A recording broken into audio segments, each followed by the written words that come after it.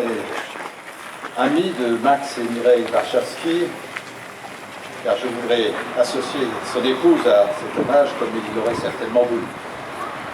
Monsieur le consul général d'Israël, Gilbert Ross, Monsieur le président du consistoire israélien du Bas-Rhin, Jean-Paul Kling, Monsieur le grand rabbin du Bas-Rhin, René Wittmann, Monsieur le président du CRIF, Pierre Lévy, Monsieur le président de la Grande Synagogue de la Paix, le Dr Salomon Lévy, Mesdames et Messieurs les représentants des cultes, Mesdames et Messieurs les élus, je salue en particulier Henri Dreyfus, Éric Elkoubi, Thierry Ross et Christelle Collet. Je salue également la représentante du député Schneider, Madame Anne Hulne, Mesdames et Messieurs les forces vives du quartier, Mesdames et Messieurs. Je voudrais avant tout souhaiter la bienvenue à Strasbourg aux parents et aux proches du grand rabbin Warszawski qui ont fait le déplacement pour cette occasion et pour certains depuis Israël, et je les en remercie. Je devine les sentiments qui sont les vôtres en cet instant où Strasbourg inscrit le nom du grand rabbin Max Warszawski dans la postérité en l'attribuant à l'une des rues de la ville. Je voudrais vous dire combien je partage votre émotion, car si cette décision est symbolique pour vous, elle l'est également pour la ville de Strasbourg. Et j'y reviens. Mesdames et messieurs, cette cérémonie prend d'abord un relief particulier car, comme vous le savez, nous commémorons tout au long de cette année le 70e anniversaire de la libération des camps, comme nous l'avons fait récemment sur le site de l'ancienne synagogue incendiée par les nazis et sur lequel prend place depuis 2012 l'Allée des Justes. Comment alors ne pas penser à cette injonction propre au judaïsme, celle du souvenir de Zakor. Comment ne pas se souvenir que sur les 9 millions d'âmes que comptait la communauté juive d'Europe avant la Seconde Guerre mondiale, seuls 3 millions ont survécu.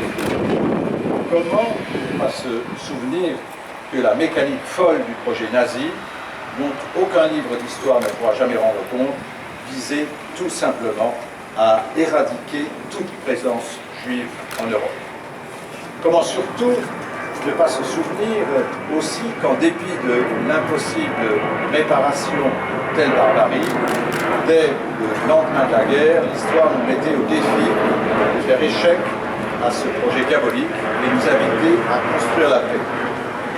Strasbourg, vous le savez, a eu un rôle essentiel à jouer dans cette reconstruction, notamment au travers des institutions européennes dont elle a accueilli le siège et qui incarnent les valeurs fondatrices d'une Europe de paix et de droits de l'homme. Faire échec à ce projet, c'était aussi s'atteler à la renaissance des communautés juives. Et il a fallu pour cela l'intelligence et la mobilisation de femmes et d'hommes d'exception, connus ou moins connus, qui ont eu la lourde charge de dépasser ce deuil impossible et ce goût de cendre qui ne les quittait plus depuis ces années sombres. Parmi eux, il y eut des intellectuels pour aider à penser à Auschwitz, des hommes et des femmes d'action, ou encore nombre de rabbins à la stature peu commune, à l'exemple ici même à Strasbourg du grand rabbin Abraham Deutsch, dont un pont de Strasbourg porte désormais le nom, ou de Max Warszawski, qui fut son élève et prendra sa suite en 1970. Sans les resituer dans l'histoire singulière de ce siècle terrible, on ne peut en effet comprendre ni le parcours, ni la vie exemplaire d'humanité, de dévouement et d'intelligence de Max Warszawski. Toujours les mêmes mots reviennent: l'attention à l'autre, la modestie, la droiture, l'écoute, la générosité. Chacun pourrait apporter un témoignage pour dire l'homme qu'il a été et l'action qu'il a menée au service d'une communauté ressoudée, rajeunie, renouvelée par l'apport des Juifs séfarades qui commencent à affluer lorsqu'ils quittent les pays arabes et qu'il saura accueillir et réconforter ici à Strasbourg. Mais cette générosité ne s'exerce pas occasionnellement et seulement lorsque le besoin s'en fait sentir. Non, mesdames et messieurs, elle prend une forme qui mériterait aujourd'hui d'être réinventée, celle d'une table toujours ouverte, d'une maison accueillante où le débat et le dialogue priment, la maison, en bref, de Max et de Mireille pour les intimes.